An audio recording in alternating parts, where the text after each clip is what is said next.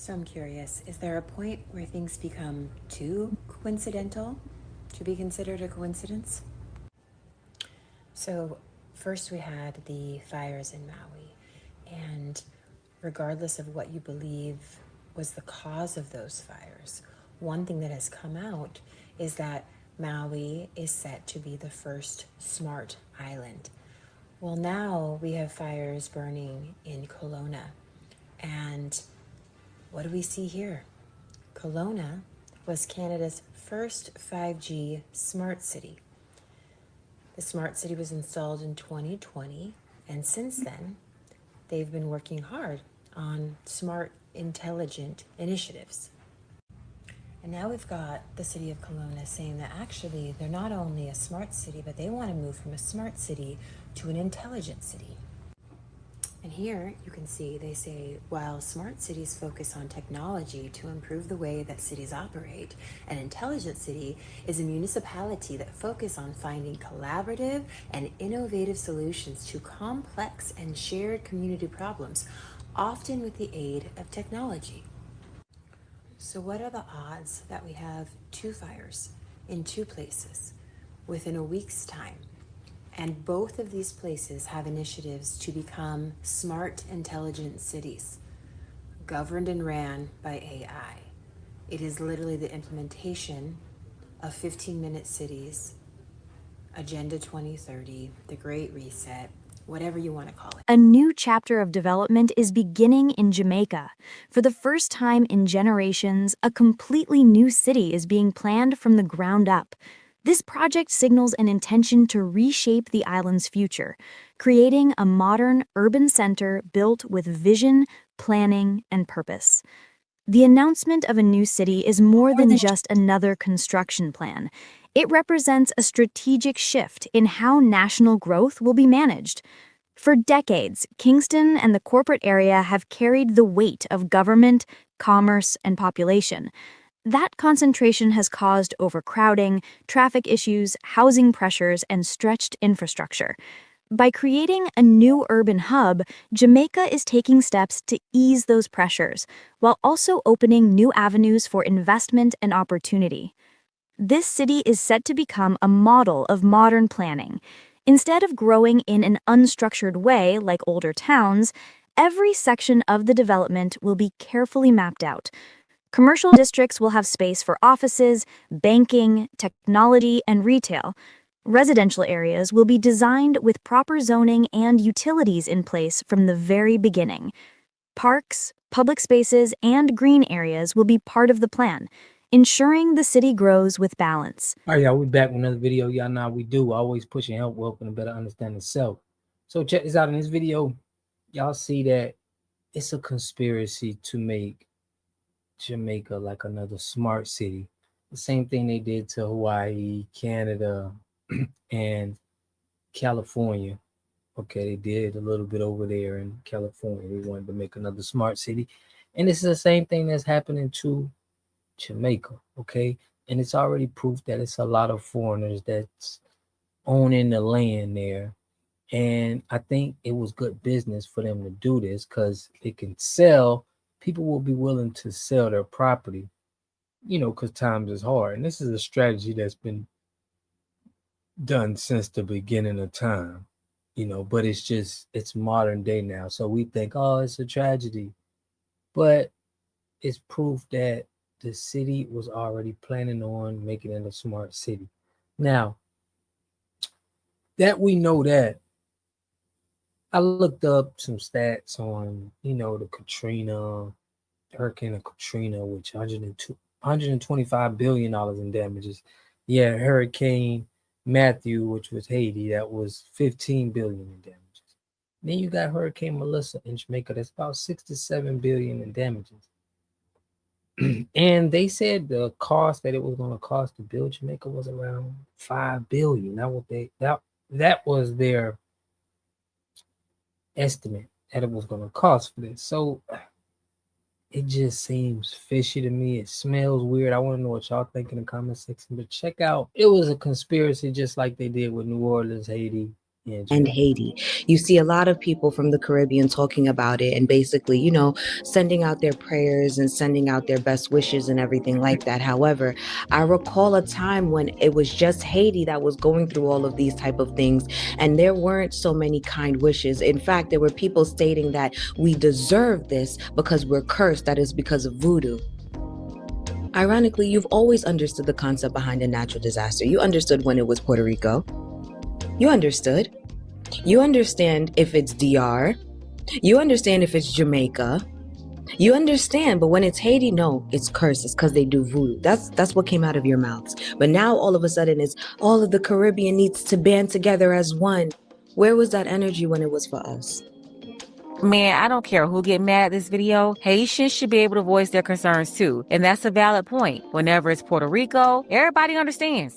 They get it. They pray and cry for them. If it's the DR, no, there's no misunderstanding at all. Even with other non-Hispanic countries, people can have a heart and understand. But for some reason, whenever it's Haiti, it's a problem. Why is that? Where are the videos of you guys saying that Jamaica's cursed? That it's because Jamaica does obia? Where are the videos? Where's that energy? If you are noticing the lack of presence in Haitians actually coming out and supporting Jamaicans publicly during this time, this is the reason why. I'm not saying that it's right, but it stems from somewhere. It comes from somewhere.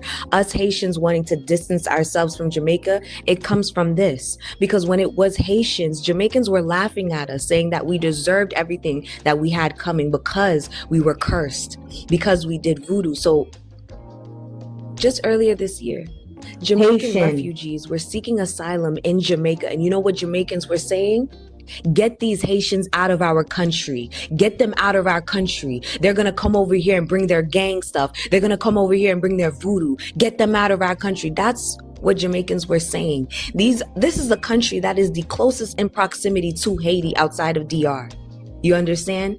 But this is what our brothers and sisters, this is what our cousins, this is what our neighbors were saying. So now when it comes to the whole, oh, we all need to band together, us Haitians are a little bit hesitant. We are. I have respect for Jamaica because I have respect for the ancestors of Jamaica. I don't really care too much about the current descendants of today. Outside of the people that I know that are exceptions to the rule, who have actually done the work to deconstruct that anti-Haitian rhetoric, that mindset, I don't really have much care for the current descendants of Jamaica today. The ancestors of Jamaica, however, they respected Haiti. They showed Haiti love. They showed Haitians love.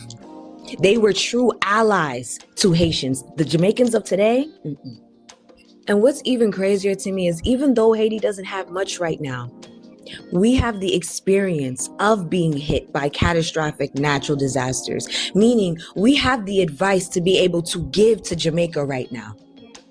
If only Jamaica actually worked on their part, on their end, in actually keeping the alliance that both of our ancestors worked so hard to establish. If the current Jamaicans of today didn't allow the colonizers, the British, to come in and just make them bad mind. If only. But here's the thing though. I know just like my Haitian people, the Jamaican people will find their way. They will find their way.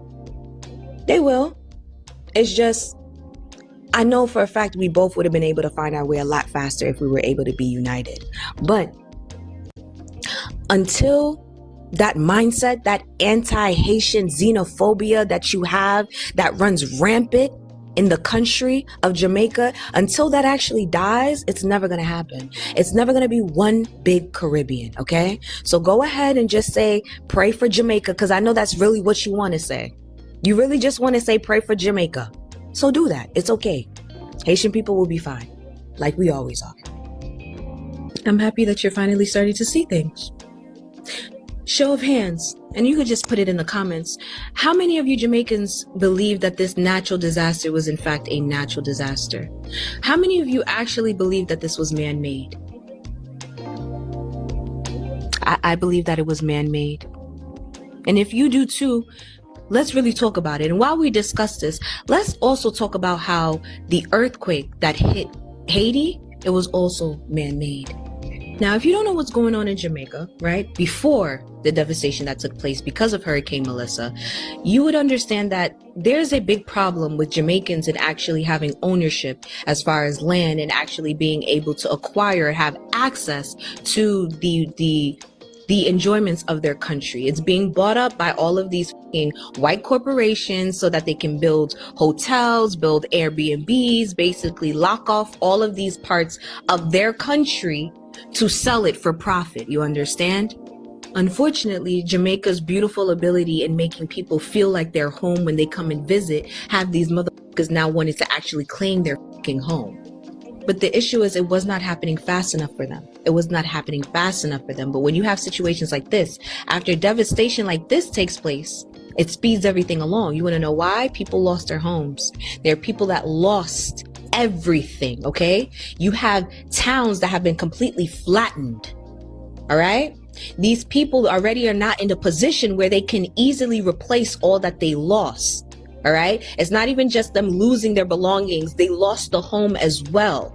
All they normally have, if they have, is the land, ownership of the land. And this is where these developers come in and they get your land for the low because you need that quick money. Definitely, you need that quick money. And this is the same play that's been ran over and over and over again. So I want to know what y'all think. Do y'all think this hurricane was a conspiracy or do you think it's just a storm? Let me know in the comment section, man. I'll catch y'all in the next video. Peace and love. You are totally dependent on other people to take care of your needs because you don't have those roots sunk into the ground. To have a community, you must have three things to have a community in it. You must have a wholly independent economic structure that can provide goods, service, products, and things for your own people, and jobs and tax bases for your own people. You should at least control 4 basic things. You should be trying to control water, food, medicine, and energy to be able to survive. Here we got Mr. Pollock. He had a cornfield. He took advantage of a free water test from us, and this is what we found in this water. We found sulfur, we found hardness, and we solved these problems with an easy fix of 2 tanks. So get your free water test today. Stay blessed. Click the link below.